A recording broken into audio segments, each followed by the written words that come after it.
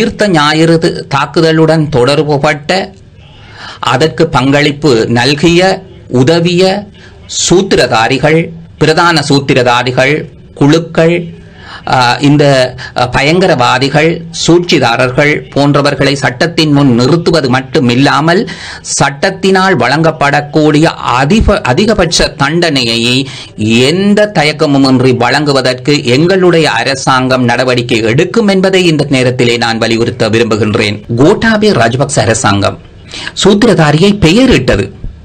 யார் அந்த சூத்திரதாரி? ஹிஜாஸ் ஹிஸ்புல்லா. மற்ற சூத்திரதாரி யார்? ரிஷாட் பதியுதீன். அடுத்த சூத்திரதாரி யார்? ரிஷாட் பதியுதீனின் சகோதரன் ரியாட் பதியுதீன். உங்களுடைய அரசாங்கம் இவ்வாறுதான் ஆரம்பித்தது. நான் ஒவ்வொன்றாக இங்கே விடயங்களை சுட்டிக்காட்ட விரும்புகின்றேன். உண்மையை கண்டறிவதாக கூறிய கோட்டாபய ராஜபக்சவின் அரசாங்கம் கௌரவ காதினலுக்கு வாக்குறுதி அளித்த வகையில் சரியாக செயற்படாமல் உண்மையை மூடிமறைத்து உயிர்த்த ஞாயிறு தின தாக்குதல் பற்றிய விவரங்கள் வெளிவருவதை தடுத்தார்கள். உண்மைக்கு எதிராக மரண அடி வழங்கப்பட்டது. உரையாடப்படுகின்றது. குறிப்பாக பல தடவைகளில் நாங்கள் அரசாங்கத்திடம் கோரிக்கை ஒன்றை முன்வைத்திருந்தோம். பல விடயங்களை நாங்கள் அவர்களிடம் சமர்ப்பித்திருந்தோம். அந்த விடயங்களை புலனாய்வு செய்யுமாறு, விசாரணை செய்யுமாறு நாங்கள் அரசாங்கத்திடம் கேட்டிருந்தோம். ஆனால் மனவருத்தத்துக்குரியது, அரசாங்கமானது நாங்கள் முன்வைத்த எந்த முன்மொழிவினையும் பொருட்படுத்தாமல், எள்ளளவிலும் பொருட்படுத்தாமல், உயிர்த்த ஞாயிறு தின தாக்குதல் ஒன்று இடம்பெறவில்லை என்ற பாங்கிலே செயற்பட்டு மிகவும் அநாகரிகமான வகையிலே இந்த தாக்குதலுக்கு பொறுப்பானவர்கள் இங்கே பங்கேற்காமல் உயிர்த்த ஞாயிறு தின தாக்குதலின் மூலம் பாதிக்கப்பட்டவர்களுக்கு நிந்தனை செய்யக்கூடிய வகையில் செயற்படுவதையிட்டு நாங்கள் மனவருத்தம் அடைகின்றோம். இந்த வருடத்தின் இறுதியிலே மக்களுடைய ஆசீர்வாதத்துடன், ஆணையுடன் உருவாகவிருக்கின்ற எங்களுடைய அரசாங்கத்திலே நாங்கள் உயிர்த்த ஞாயிறு தின தாக்குதல் சம்பந்தமாக எடுக்கவிருக்கும் நடவடிக்கைகளை நாங்கள் இதை கூற வேண்டும். ஏப்ரல் மாதம் 1வது வாரத்தில் கூட நான் பாராளுமன்றத்துக்கு இதனை தெரிவித்திருந்தேன். ஐக்கிய மக்கள் சக்தியின் சட்ட வல்லுநர் குழு ஒன்றும் விசேட விசாரணை குழு ஒன்றும் இது சம்பந்தமாக நாட்டு மக்களை விழிப்பூட்டி இருக்கின்றார்கள். இதனை நான் மீண்டும் இங்கே நினைவு கூற வேண்டியது முக்கியமானது. ஏனென்று சொன்னால், உயிர்த்த ஞாயிறு தின தாக்குதலின் மூலம் மரணித்த மக்கள், அதே போன்று இந்த நாட்டு மக்கள், அதே போன்று கார்டினல் ரஞ்சித் பேராயர் உள்ளிட்டவர்களும் கத்தோலிக்க மக்களுடைய எதிர்பார்ப்புகளும் அதுவாகவே காணப்படுகின்றது. குறிப்பாக விசாரணை ஆணைக்குழு ஒன்றை நாங்கள் நிறுவுவோம். 1948ஆம் ஆண்டின் 17ஆம் இலக்க விசாரணை ஆணைக்குழு சட்டத்தின் 1(1) ஈனா பிரிவின் கீழ் உள்நாட்டு மற்றும் வெளிநாட்டு நீதியரசர்களை கொண்டமைந்த, அதே போன்று புலனாய்வாளர்களை கொண்டமைந்த விசாரணை ஆணைக்குழு ஒன்றை நிறுவி நிபந்தனைகள் இன்றி வெளிப்படை தன்மையுடன் விசாரணை ஒன்றை நாங்கள் மேற்கொண்டு, குறிப்பாக அந்த விசாரணைகளை நடாத்துவதற்காக நிரந்தரமான ஒரு விசாரணை அலுவலகம் ஒன்றை தாபித்து ஆணைக்குழுவினால் வழங்கப்படுகின்ற விதப்புரைகளை கட்டாயமாக நடைமுறைப்படுத்தி சட்டமா அதிபர் குற்றவியல் வழக்கு நடவடிக்கைகளை ஆரம்பித்து அந்த நடவடிக்கைகளை முன்னெடுத்து செல்வதற்காக விசேட நீதிமன்றம் ஒன்றையும் தாவித்து சுயாதீனமான வழக்கு தொடர்நிலை அலுவலகம் ஒன்றையும் நாங்கள் நிறுவுவோம். எனவே இந்த நடவடிக்கை முறையிலே உயிர்த்த ஞாயிறு தாக்குதலுடன் தொடர்புபட்ட அதற்கு பங்களிப்பு நல்கிய உதவிய சூத்திரதாரிகள், பிரதான சூத்திரதாரிகள், குழுக்கள், இந்த பயங்கரவாதிகள், சூழ்ச்சிதாரர்கள் போன்றவர்களை சட்டத்தின் முன் நிறுத்துவது மட்டுமில்லாமல் சட்டத்தினால் வழங்கப்படக்கூடிய அதிகபட்ச தண்டனையை எந்த தயக்கமுமின்றி வழங்குவதற்கு எங்களுடைய அரசாங்கம் நடவடிக்கை எடுக்கும் என்பதை இந்த நேரத்திலே நான் வலியுறுத்த விரும்புகின்றேன். செய்யப்போவதை நான் அந்த செய்ய போகின்ற விடயங்களை நான் ஹான்சார்டிலே பதிய விரும்புகின்றேன். இந்த நாட்டு அனைத்து மக்களும் அதனை அறிந்து கொள்வதற்காகவே நான் இதனை ஹான்சார்டிலே பதியுமாறு கேட்கின்றேன். கௌரவ விஜயதாச ராஜபக்ச அவர்கள் மதிப்புமிக்க ஒரு நபர், நான் கௌரவிக்கின்ற ஒரு நபர். அவர் பல விடயங்களை இந்த சபைக்கு முன் வைத்திருந்தார்.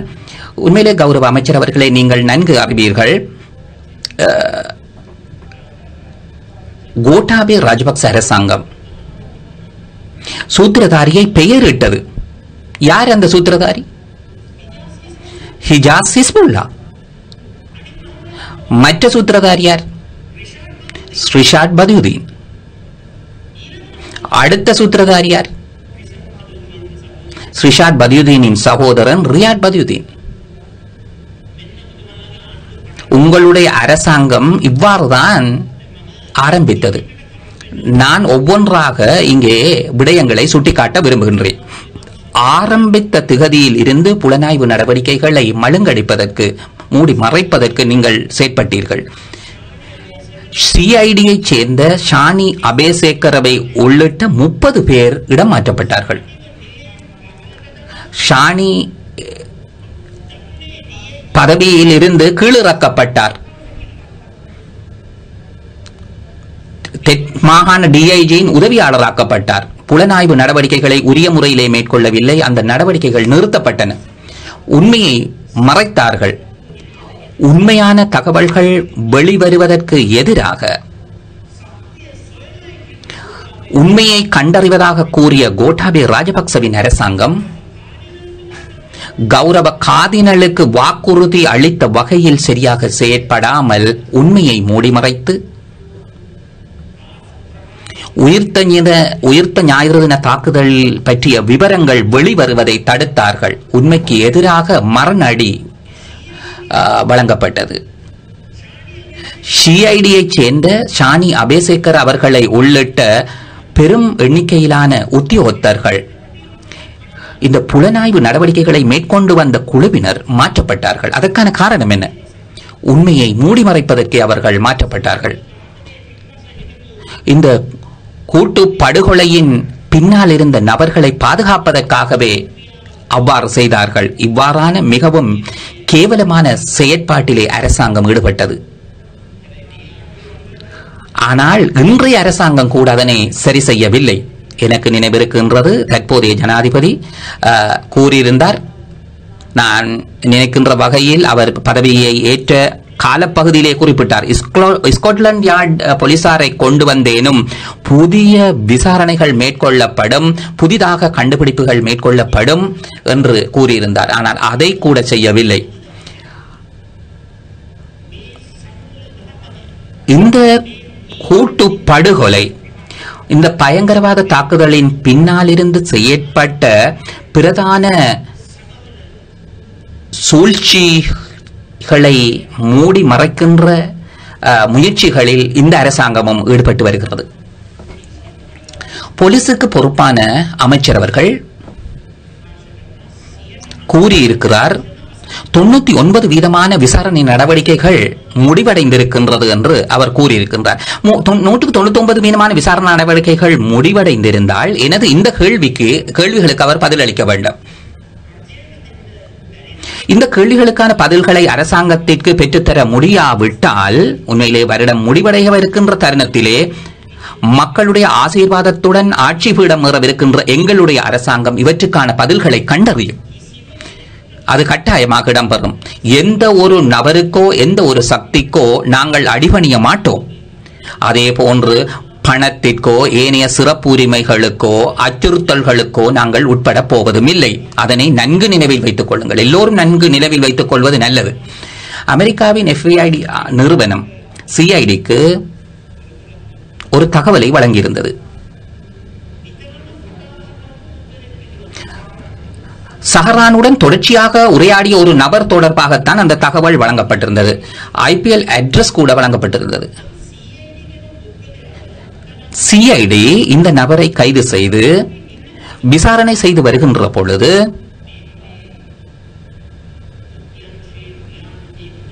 இது உளவு பிரிவின் நடவடிக்கையின் ஒரு பகுதி. தேசிய பாதுகாப்புக்கு இது பாதிப்பினை ஏற்படுத்துகின்றது. அதனால் இந்த விசாரணைகளை நிறுத்துமாறு சூலா பிரிகேடியர் அவர்கள் தெரிவித்திருக்கிறார். ராஜாங்க பாதுகாப்பு அமைச்சு சிஐடி புலன் விசாரணையை இடைநிறுத்தி இருக்கிறது, அதனை தடுத்திருக்கிறது. அவ்வாறு எப்படி நடக்கலாம் கௌரவ நீதியமைச்சர் அவர்களே? எப்படி நடக்கலாம்? யார் இந்த நபர்? சஹரானுடன் கொடுக்கல் வாங்கல்களில் ஈடுபட்ட நபர் யார்? ஏன் அது சம்பந்தமான விசாரணை நிறுத்தப்பட்டது?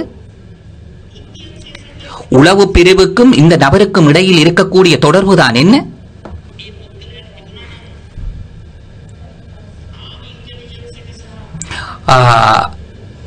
ராணுவத்தின் புலனாய்வு பிரிவு, தௌஹீத் ஜமாத் போன்றவற்றுடன் அவருக்கு தொடர்புகள் இருந்திருந்தார். இந்த உளவு பிரிவு இந்த தாக்குதல் இடம்பெறுவதற்கு முன்னர் உரிய பாதுகாப்பு குழுக்களுக்கு இந்த தகவல்களை ஏன் வழங்கவில்லை? குறிப்பாக ராணுவத்தின் புலனாய்வு பிரிவில் இந்த நபர்கள் சஹரான் மற்றும் தௌஹீத் ஜமாத் அமைப்பினால் மேற்கொள்ளப்படவிருக்கின்ற தகவல்கள், தாக்குதல் சம்பந்தமான தகவல்களை அவர்கள் அறிந்திருக்கவில்லையா? ஆர்மி இன்டெலிஜென்ஸ் என்று சொல்கின்ற பொழுது யாரும் தவறாக புரிந்து கொள்ள வேண்டாம், இது ஒட்டுமொத்தமான ராணுவத்தின் புலனாய்வு பிரிவு அல்ல.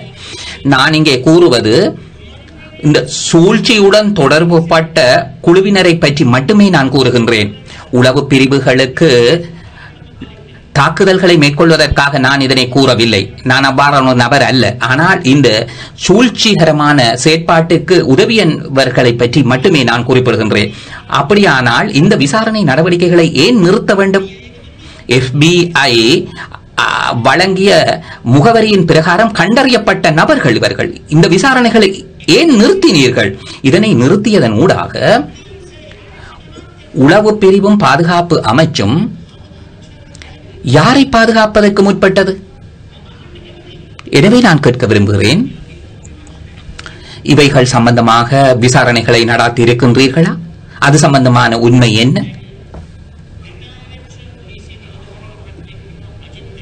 அஜித் தர்மபால என்று கூறப்படுகின்ற ஓய்வு பெற்ற போலீஸ் உத்தியோகத்தர் இருக்கின்றார். அவர் இங்கிலாந்திலே யூடியூப் அலைவரிசை ஒன்றின் ஊடாக கூறியிருக்கின்றார், இந்த IP முகவரி யாருக்குரியது என்று கூறியிருக்கிறார். அவர் கூறியிருக்கின்றார், பிள்ளையானுடன் மட்டக்களப்பு சிறைச்சாலையிலே ஜோசப் பரராஜசிங்கம் அவர்களுடைய கொலை சம்பந்தமாக தடுத்து வைக்கப்பட்டிருக்கின்ற கலிலின் மகன் என்று கூறியிருக்கின்றார். கலிலின் மகள்தான் ராணுவ உளவு பிரிவின் உத்தியோகத்தராக பிரிகேடியர் சூலா கொடித்துவாக்கு உடன் நெருக்கமாக செயற்பட்ட நபர். எப்படி இருக்குது? சூலா கொடித்துவாக்கு அவர்கள் விசாரணை நடவடிக்கைகளை நிறுத்தி இருக்கிறார். தனது உளவு பிரிவைச் சேர்ந்த உத்தியோகத்தர்களை பாதுகாப்பதற்காகவே அவர் அந்த நடவடிக்கைகளை நிறுத்தி இருக்கிறார்.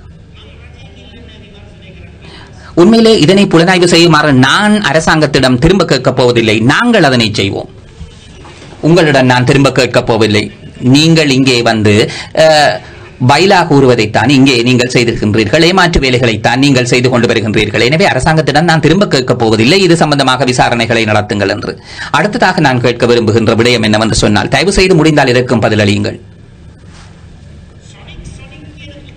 சொனிக் என்று அழைக்கப்படுகின்ற நபர் யார் என்பதை இனங்கண்டீர்களா? அரச உளவு பிரிவைச் சேர்ந்த ஒரு உத்தியோகத்தர். ஒரு IP பண்டார, அவர் பெரேராவாக இருக்கட்டும், பண்டாரவாக இருக்கட்டும். உடனே நான் இங்கே பேசுவது சொனிக் என்று அழைக்கப்படுகின்ற நபர் சம்பந்தமாகவே. எனவே இந்த சொனிக் என்று அழைக்கப்படுகின்ற உளவு பிரிவைச் சேர்ந்த நபர் மாத்தலே சஹரான், சின்ன சஹரானுடன் தொடர்ச்சியாக தொடர்புகளை பேணியிருக்கிறார். ஒரு சிம்மட்டையின் ஊடாக நாங்கள் அதனை அறிந்திருக்கின்றோம், அதனை நாங்கள் உறுதிப்படுத்திக் கொண்டிருக்கின்றோம். சிம் அட்டையின் விவரங்களுடன் இவரை கண்டறிந்திருக்கின்றோம். அரச உளவு பிரிவைச் சேர்ந்த உத்தியோகத்தர் ஒருவர். இவர் யாருடன் பேசியிருக்கிறார்? மாத்தலே சஹரானுடன் பேசியிருக்கின்றார். மாத்தலே சஹரான் என்று அழைக்கப்படுகின்ற நபர்தான் சின்ன சஹரான் என்று கூறப்படுபவர். எனவே இது சம்பந்தமாக மேலதிக விசாரணைகளை மேற்கொள்வதற்கு முற்பட்ட சந்தர்ப்பத்திலே அரசாங்க உளவு பிரிவின் பிரதி போலீஸ் மா அதிபர் சம்பத் லியனகே சிஐடிக்கு கூறியிருக்கிறார், இதை பற்றி விசாரிக்க வேண்டாம் என்று. அது கூட தேசிய பாதுகாப்புக்கு பாதகமாக இருக்கின்றது என்றுதான் அவர் கூறியிருக்கின்றார். அது எப்படி நடக்கும்? உளவு பிரிவொன்று நாட்டின் தேசிய பாதுகாப்பை உறுதிப்படுத்துவதற்கு அல்லவா இருக்கின்றது. சொனிக் என்று கூறப்படுகின்ற இந்த நபர் சின்ன சஹரானிடம் என்ன கேட்டிருக்கிறார்? சிஐடி செய்த விசாரணைகளின் பிரகாரம் சொனிக் சின்ன சஹரானுக்கு கூறியிருக்கிறாராம், எப்படியாவது ஐசிசிக்கு அழுத்தம் கொடுங்கள், சர்வதேச தலைவர்களுக்கு அழுத்தத்தை கொடுங்கள், உயிர்த்த ஞாயிறு தின தாக்குதலின் பொறுப்பினை ஏற்குமாறு அவர்களுக்கு அழுத்தத்தை கொடுங்கள் என்று இவர் கூறியிருக்கிறார். எனவே நமது நாட்டின் உளவு பிரிவைச் சேர்ந்த உத்தியோகத்தர்கள் நாட்டில் இருக்கக்கூடிய ஒரு பயங்கரவாதிக்கு கூறுகின்றார்கள், சர்வதேச ISIS பயங்கரவாத குழுவினருக்கு, சர்வதேச பயங்கரவாத கும்பலுக்கு கூறட்டாம் இந்த தாக்குதலுக்கான பொறுப்பை ஏற்குமாறு. உண்மையிலே நீதி அமைச்சர் அவர்களே, உங்களுக்கு இதில் இருக்கின்ற பாரதூர தன்மை புரியவில்லையா? இது ஒரு பாரதூரமான விடயம். அதே போன்று நான் இன்னும் ஒரு விடயத்தை இங்கே கேட்க விரும்புகின்றேன். சொனிக் என்று கூறப்படுகின்ற இந்த நபர் சின்ன சஹரானுடன் பேசி உயிர்த்த ஞாயிறு தின தாக்குதலின் பொறுப்பை ஏற்குமாறு ISIS அமைப்புக்கு அழுத்தம் கொடுக்குங்கள் என்று இவர் ஏன் கூற வேண்டும்? சொனிக் மற்றும் இந்த சின்ன சஹரானுக்கு இடையிலே இருந்த தொடர்பு என்ன? இது சம்பந்தமாக நாங்கள் கட்டாயமாக விசாரணைகளை மேற்கொள்வோம். கடந்த தவணை இடம்பெற்ற விவாதத்திலே நான் அரசாங்கத்திடம் கேட்டேன் இது சம்பந்தமாக விசாரணைகளை மேற்கொள்ளுமாறு. ஆனால் நான் திரும்பவும் அரசாங்கத்திடம் இது சம்பந்தமாக கேட்கப் போவதில்லை. நீதியமைச்சர் அவர்களே, உங்களுக்கும் இது புரிகின்றது தானே?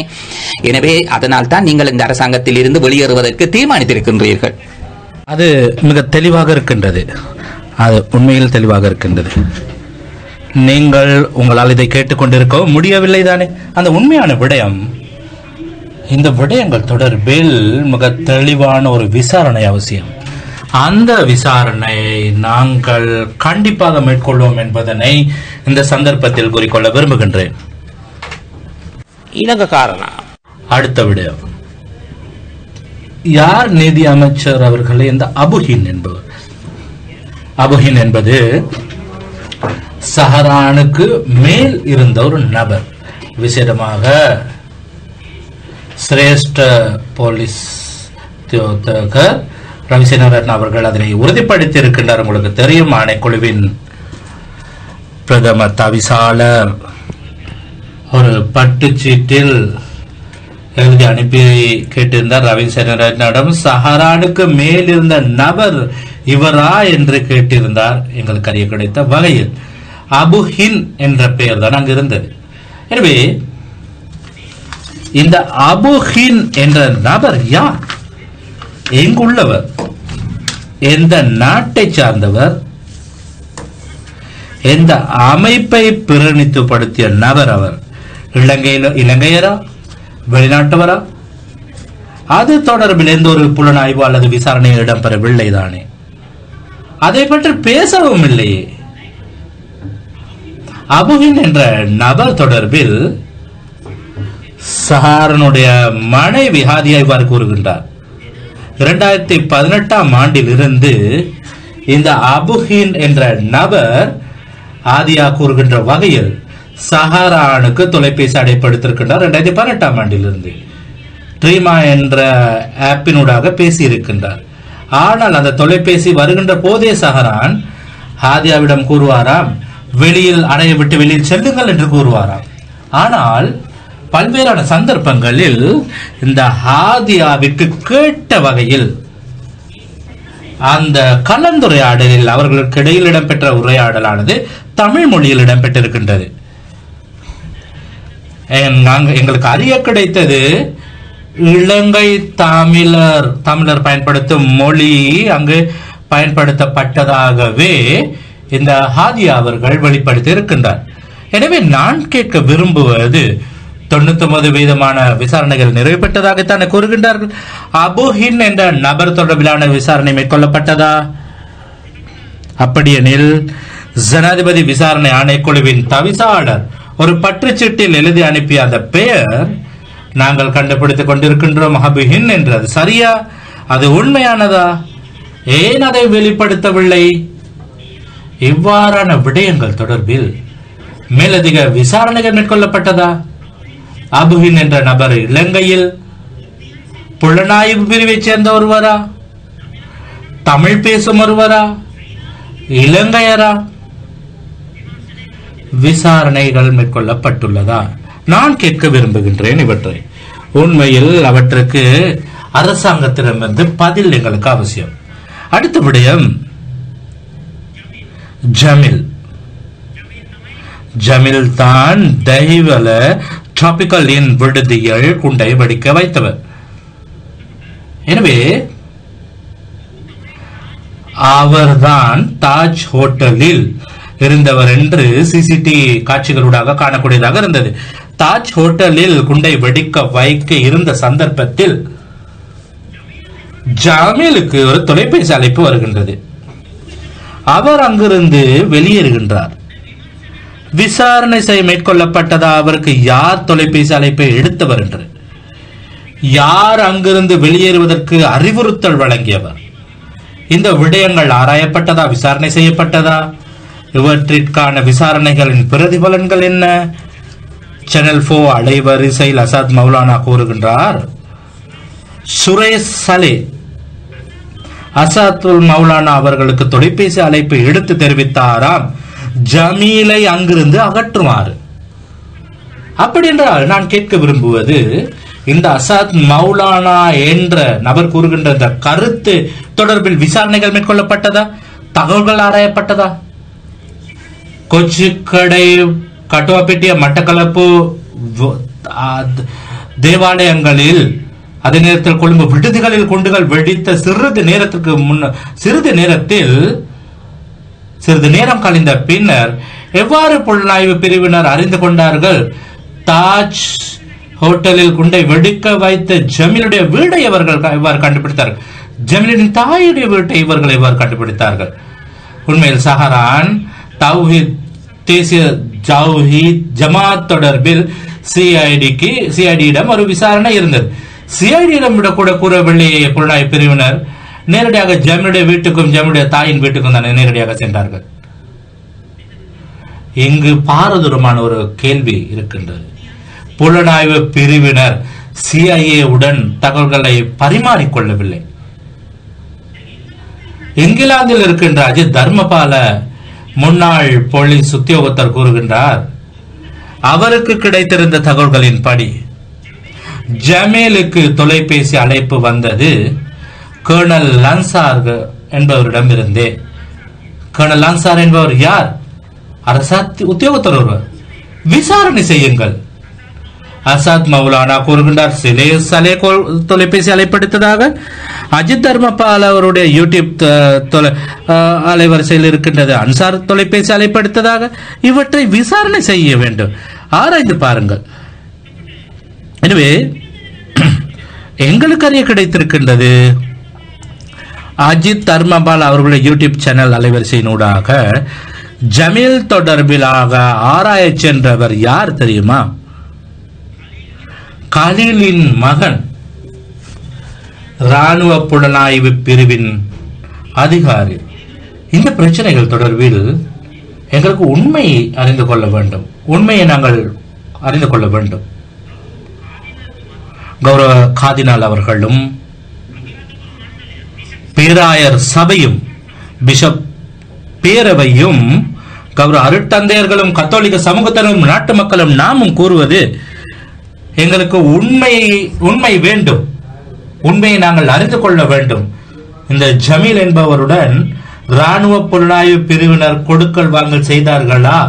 அவர்களுக்கு இடையில் நிலவிய தொடர்புகள் என்ன? என்னென்ன விடயங்கள் புலனாய்வு பிரிவினரிடம் காணப்பட்டது? ஏன் இவற்றை ஏழைய புலனாய்வு பிரிவினருடன் அவர்கள் பகிர்ந்து கொள்ளவில்லை? புலனாய்வு பிரிவின் உத்தியோகத்தர்கள் அவர்களை பற்றி அறிந்திருந்தும் ஏன் அவரை கைது செய்யாமல் விட்டிருந்தார்கள்? இப்படிப்பட்ட பல கேள்விகளுக்கு எங்களுக்கு உண்மை அவசியம். அதே நேரத்தில் நான் சமர்ப்பிக்க விரும்புகின்றேன், சஹரான் மற்றும் தேசிய தௌஹீத் ஜமாத் அமைப்பு தொடர்பிலாக அவற்றுக்குள்ளே சென்று புலனாய்வு உத்தியோகத்தர்கள் பலர் தகவல்களை சேகரித்திருக்கின்றார்கள். அது உறுதியான ஒரு விடயம். ஏன் இந்த சேகரித்த தகவல்களை சிஐடியிடம் அவர்கள் பகிர்ந்து கொள்ளவில்லை? ஏன் அவர்களை தெளிவுபடுத்தவில்லை? இதற்கு பின்னணியில் இருந்த அந்த சூழ்ச்சி என்ன?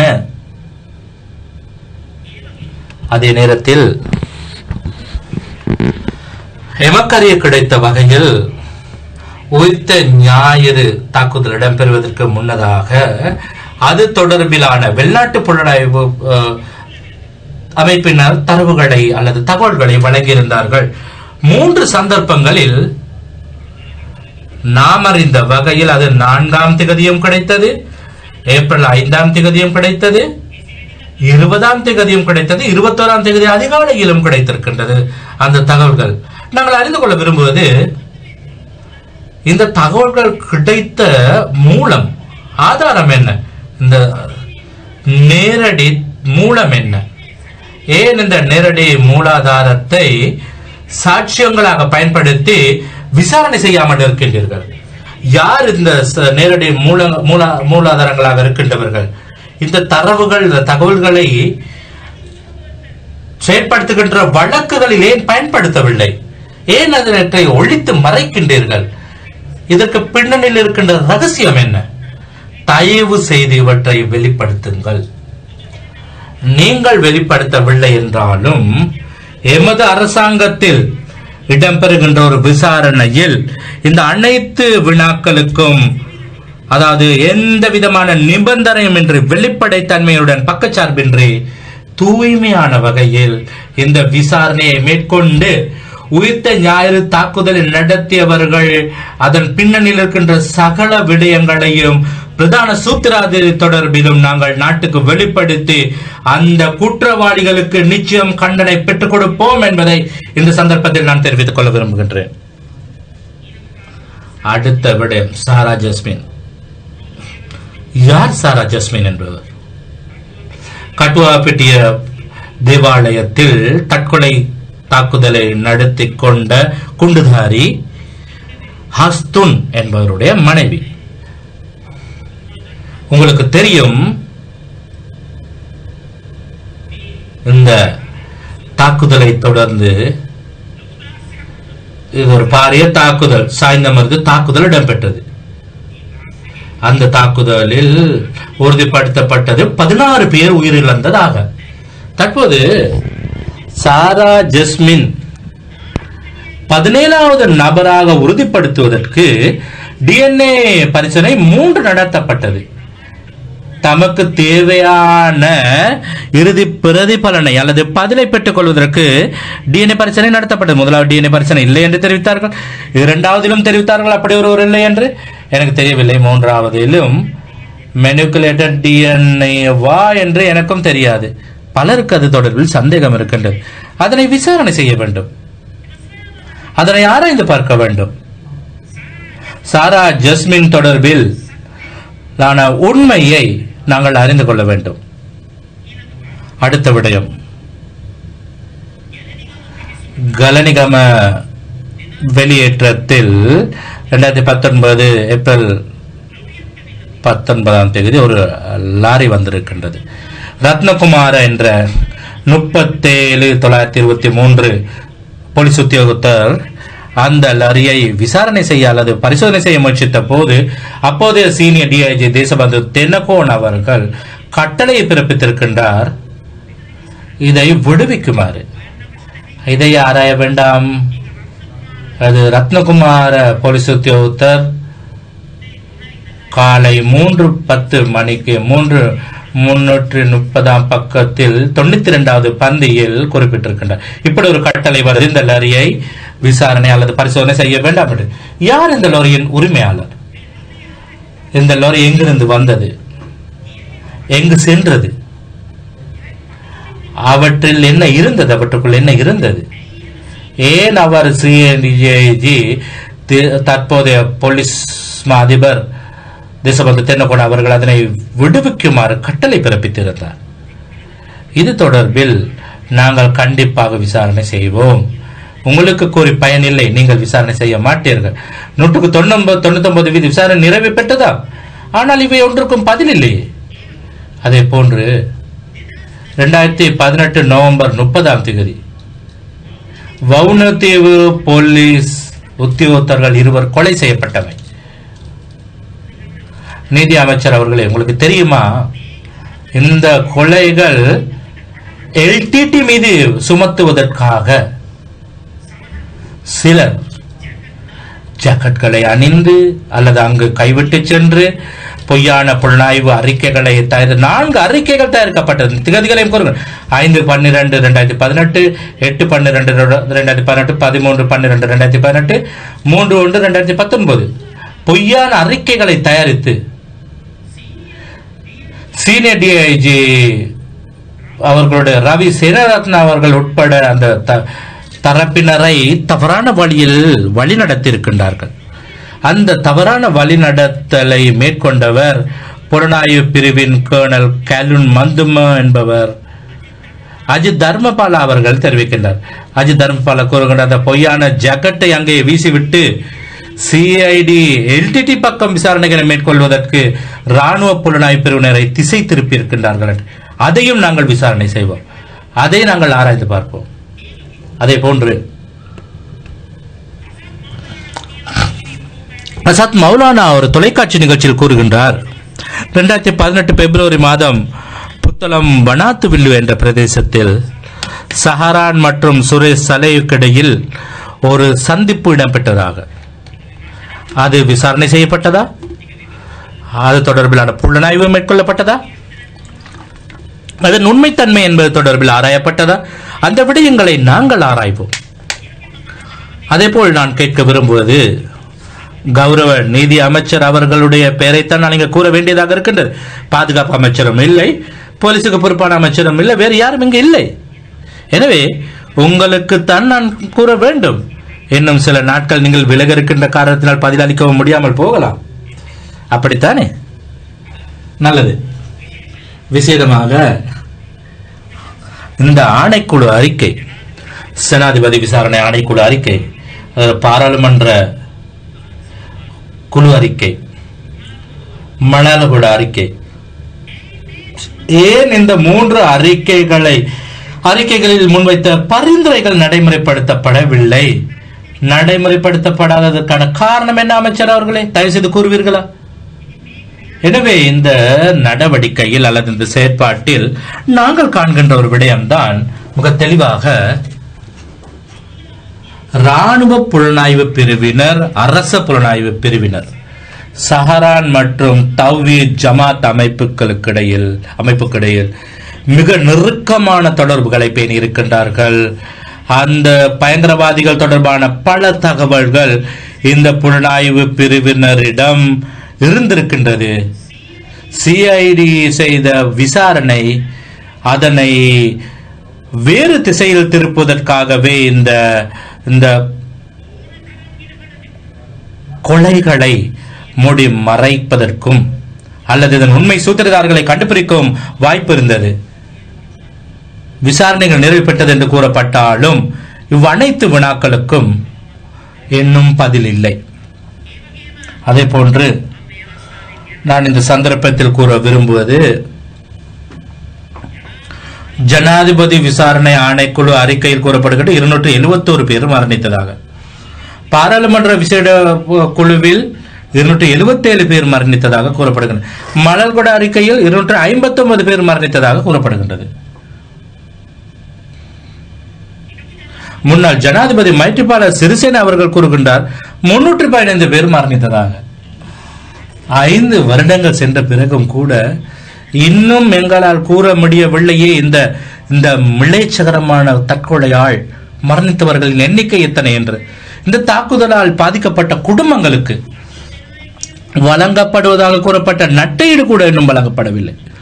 எனக்கு தெரியும், ஒரு அலி உடம்பு பெற்றால் நட்டஈடு வழங்கப்பட வேண்டும், உயிர்கள் பறிக்கப்பட்டால் நட்டஈடு வழங்கப்பட வேண்டும்.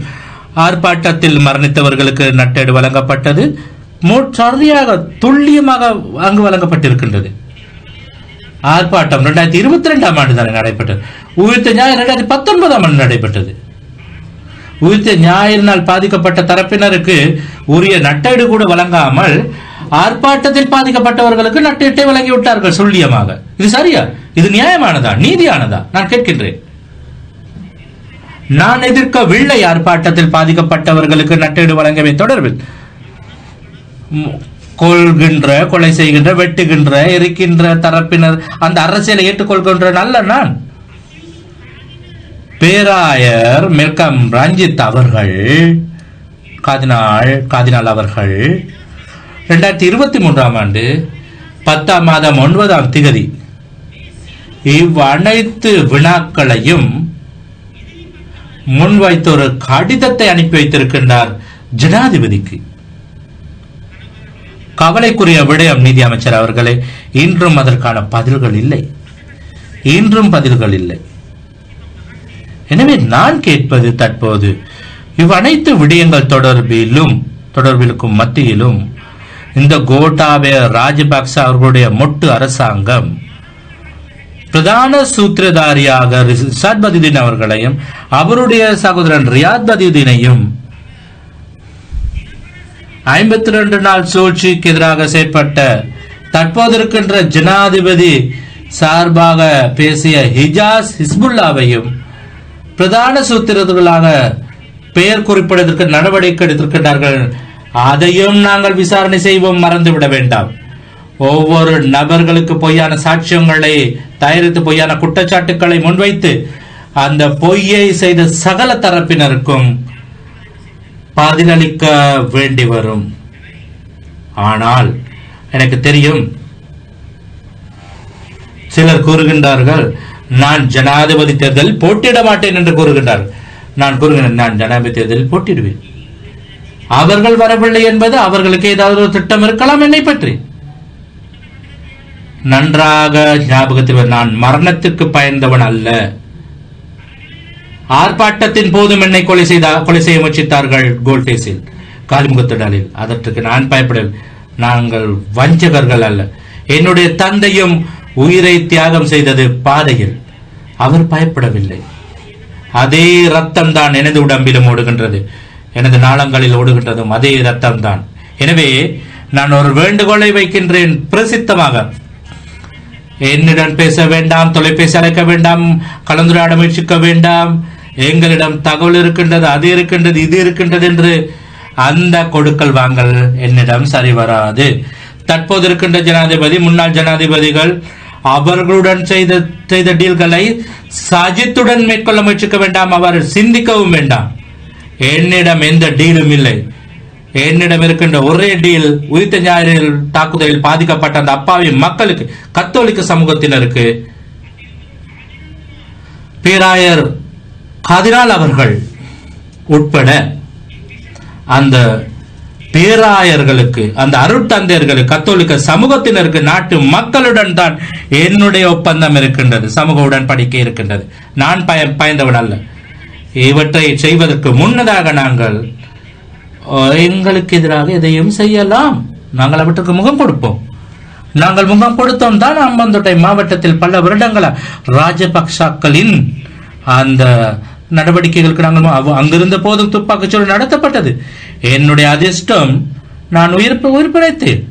ஆர்ப்பாட்டத்தின் போதும் நீங்கள் சிறந்த ராஜபக்ச, உங்களுடைய பேரை நீங்கள் அங்கு சேர்த்துக் கொள்ள வேண்டாம். நீங்கள் கமல் தனியா பாடசாலையில் சிறந்த கல்வியை பெற்ற விஜயதாச ராஜபக்ச. கனவில் கூட விஜயதாச ராஜபக்ச மெதமுலன ராஜபக்ச ஆக மாட்டார். நான் அப்படி கூறவில்லை. உங்களுடைய பிறப்பை பற்றி நீங்கள் மாற்றி பேச வேண்டாம். எனக்கு தெரியும்.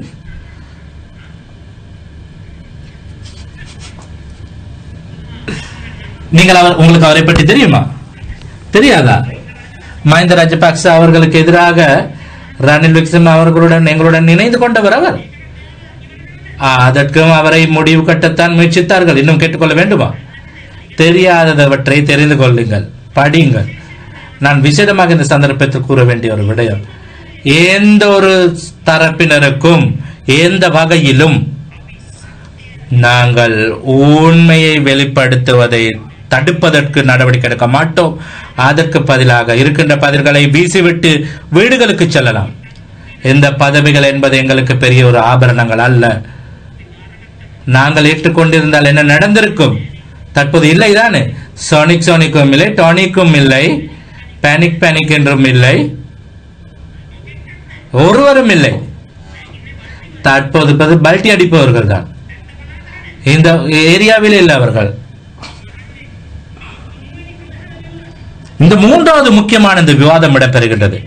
ஒன்று, என்னால் இதை செய்ய வேண்டும் என்ற ஒரு விவாதம். ஹரின் பிரணாந்த அவர்கள், மனுஷன் நாயக் அவர்கள் இருவரும் எம்முடன் இருந்தார்கள் அன்று. அடுத்ததாக நாங்கள் விவாதத்தை நடத்திய போது கடந்த வருடம் செப்டம்பர் மாதம். அடுத்தது இது மூன்றாவது விவாதம். எனவேதான் நாங்கள் அனைத்து விவாதங்களில் நாங்கள் கூறுகின்றது விசாரணை செய்யுமாறு, உண்மையை கண்டறிவதற்கு. தற்போது அதை நாங்கள் கூற மாட்டோம். அந்த விசாரணை நாங்கள் செய்வோம். கண்டிப்பாக இந்த உயிர்த்த ஞாயிறு தாக்குதலின் பின்னணியில் இருக்கின்ற விடயங்களை வைத்து பார்த்து பாரிய ஒரு அரசியல் சூழ்ச்சி இருக்கின்றது என்பது சந்தேகம் எமக்குள் இருக்கின்றது. ஆனால் நாங்கள் எதிர்வு கூறல்களை கூற மாட்டோம். எங்களுக்கு தேவை உண்மையான விசாரணை ஒன்றை மேற்கொண்டு கண்டிப்பாக நீதியை நிலைநாட்டுவோம் என்பதை நாங்கள் உறுதியாக கூறிக்கொள்கின்றோம். காதினால் அவர்கள் உட்பட அந்த பேராயர் பேரவைக்கு அருட்தந்தையர்களுக்கு கௌரவ காதினால் அவர்கள் தெரிவித்திருந்தார். அந்த அருட்தந்தையர் தெரிவித்திருந்தார் கோட்டாபய ராஜபக்ச அவர்களுக்கு ஏமாந்ததாக கூறிவிட்டார். எந்த ஒரு வகையிலும் உயிரை தியாகம் செய்த என்னுடைய தந்தையின் மீது நான் உறுதியாக கூறுகின்றேன், எந்த வகையிலும் நாங்கள் யாரையும் காட்டிக் கொடுக்க மாட்டோம், ஏமாற்ற மாட்டோம், நாங்கள் பொய் செய்ய மாட்டோம். உயிர்த்த ஞாயிறு தாக்குதலின் பிரதான சூத்திரதாரிகளை கண்டுபிடித்து சட்டத்தின் முன்னிலையில் நிறுத்தி வழங்கக்கூடிய உச்சகட்ட தண்டனைகளை வழங்குவோம் என்பதை இந்த சந்தர்ப்பத்தில் கூறிக்கொள்ள விரும்புகின்றேன்.